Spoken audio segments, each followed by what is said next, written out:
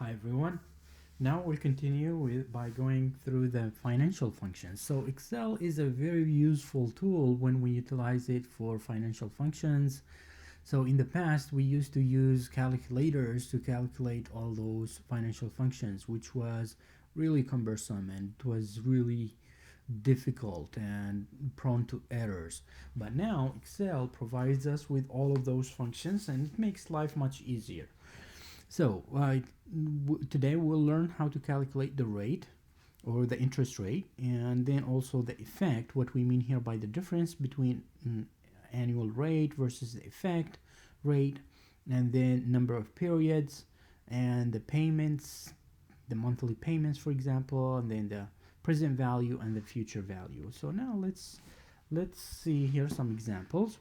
But before we start, let me explain here what the difference is between interest rate. So the interest rate is normally is the annual interest rate, and the effect rate is more than that. It's usually more than the annual rate, and you can think about it as a cumulative interest rate that is monthly. So every month earns interest rate, and then that interest rate gets added into the next month, and so on. So let's explain it in this simple way. So let's imagine that you have deposited $100 in a bank, and they say the annual rate is 12% interest rate. So you will benefit, or you will get 12% interest rate per year. What if they are giving you this 12% for every month? They are giving you this one monthly. So if we say monthly interest rate will be 1%. So if we divided 12% divided by 12 months, then it will give us actually 1%.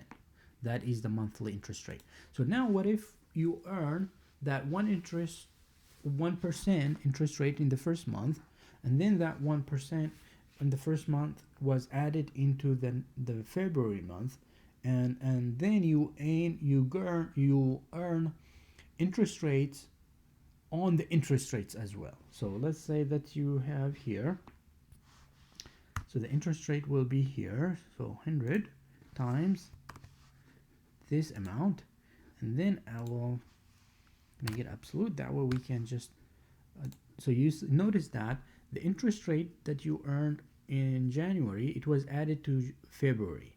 So now let's say that we want to see that you have been earning, and then in March you have this amount, so it was added. So now this is how much you have been earning. So let's say now how much you have earned using the effect. So what is the sum of the interest that you have gained using the effect, or the monthly compound interest, you can say.